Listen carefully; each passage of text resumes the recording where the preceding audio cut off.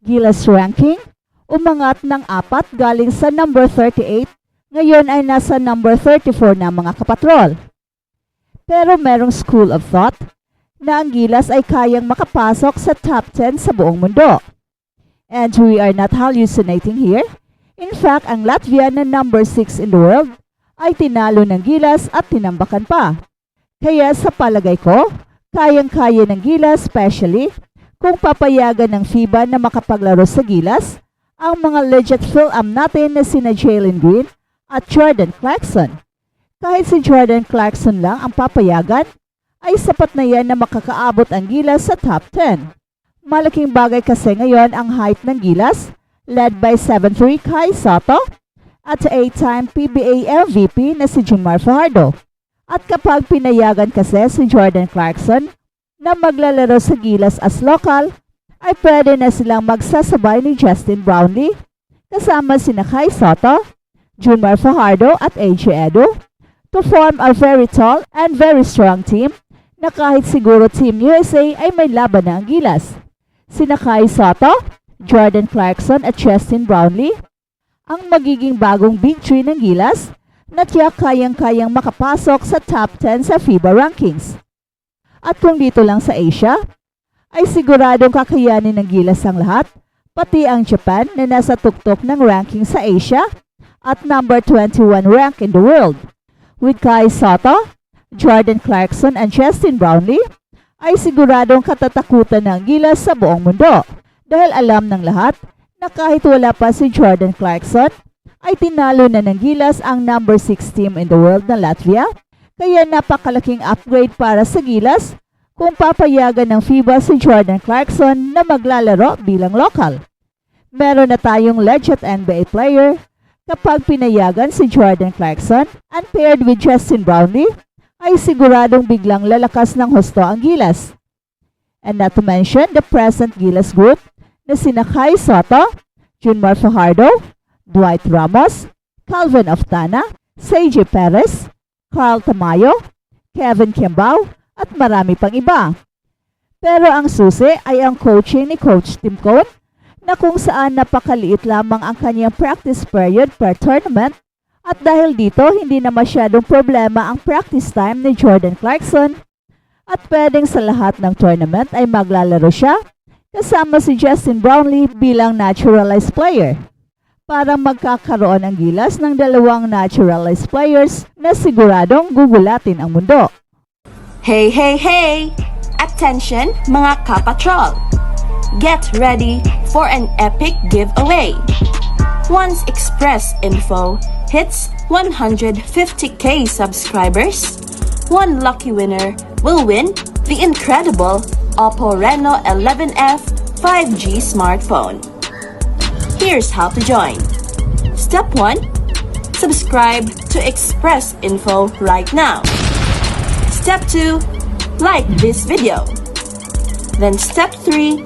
Comment anything good and positive about our idol Kai Sotto. Super easy. Just subscribe, like, and comment. At balitang NBA naman. Ang agent ni LeBron James ay matigas na tumututol sa trade papuntang Golden State Warriors. Ang pagsasama ni na LeBron James at Stephen Curry sa Team USA sa Paris Olympics ngayong summer ay lalo pang nagpasiklab sa pagnanais ng mga fans ng basketball na makita ang superstar duo na magkasama sa NBA. Bagaman malayo pa sa realidad ang pangarap na yon, hindi ibig sabihin na walang mga pagsisikap na ginawa ang Golden State Warriors. Ayon sa ulat, naghanap ang Golden State Warriors ng blockbuster trade para makuha ang 4-time NBA MVP bago ang trade deadline ng nakaraang taon, ngunit hindi umusad ang mga pag-uusap. Isa sa mga dahilan nito ay dahil sa matigas na pagtutol ng agent ni LeBron James na si Rich Paul sa idea ng paglipat ni LeBron James mula Southern California patungong Northern California, ayon sa ulat ng NBA contributor Mark Stein sa kanyang pinakabagong Substack batay sa mga sources ng NBA. Nag-atubili itong si Rich Paul sa posibleng paghatid ng kanyang kliyente sa ibang koponan. Si Paul ay nag-alinlangan kung paano tatanggapin ng mundo ng NBA ang kanyang kliyente kung lilipat itong si LeBron James mula Los Angeles Lakers upang sumali sa pang-apat na kupunan ng kanyang karera.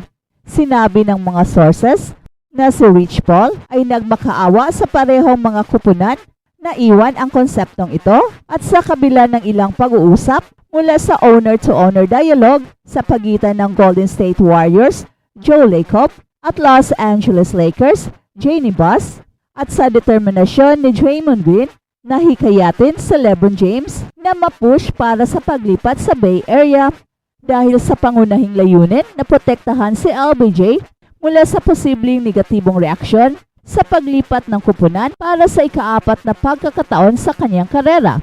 Importanteng papel si Rich Paul sa mabilis na pagbagsak ng idea ng paglipat ni LeBron James sa Warriors at mas nagiging hindi kapanipaniwala ang anumang tsansa ng konseptong ito na maging higit pa sa isang panaginip ng mga mahilig sa basketball, lalo na pagkatapos na ma-draft ng Los Angeles Lakers si Bronny James, ang anak ni LeBron James, ngayong summer at pumirma siya ng isang kontrata na may 4 na taon kasama ang purple at gold. Ang makita si LeBron James sa uniforme ng Golden State Warriors ay magiging nakakagulat tingnan. Nakaharap niya ang Golden State Warriors ng 4 na beses sa NBA Finals kasama ang Cleveland Cavaliers kung saan nanalo siya ng isang titulo sa likod ng isang makasaysayang comeback.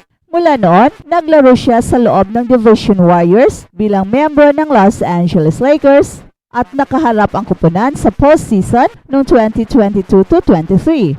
Ang paglalaro ni LBJ kasama si Golden State Warriors guard Stephen Curry sa US Olympic team noong nakaraan lang 2024 Summer Olympics ay nagpakita kung gaano kasaya ang mga fans sa duwong ito. Ngunit may katwiran ang pag-aalala ni Rich Paul tungkol sa pagbabago ng kupunan. Nagsimula siya sa kanyang karera sa Cleveland Cavaliers, lumipat sa Miami Heat at bumalik sa Cleveland Cavaliers at pagkatapos ay umalis ito patungong Los Angeles Lakers. Sa isa pang pagbabago ng kupunan, lalo na sa edad na 39 years old ni LBJ, ay maaring muling buhayin ang ilang mga lumang kwento at makaapekto ito sa kanyang legacy.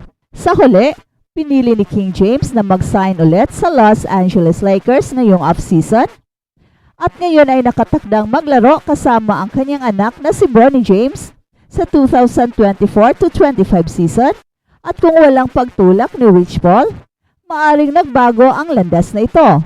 At nagsalita rin si Draymond Green ng Golden State Warriors hingga sa Los Angeles Lakers star na si LBJ. Ang forward ng Golden State Warriors na si Draymond Green at ang star ng Los Angeles Lakers na si LeBron James ay nakabuo ng isa sa mga pinakadi-inaasahang pagkakaibigan sa mga nakaraang taon. Magkalaban sa NBA Finals mula 2015 hanggang 2018, nagkaroon ng ilang magulo na sandali sina LBJ at Draymond Green. At ang dalawang atleta mula sa Clutch Sports ay publiko nang ipinahayag ang kanilang respeto para sa isa't isa sa mga nakaraang taon at kamakailan nakita silang nagbabakasyon together, enjoying the NBA off-season following the Los Angeles Lakers stars gold medal on Olympics MVP award in Paris. Only had to be the best ever to not be considered a failure and actually went and did it. Wow! Yan ang post ni Draymond Green para kay King James.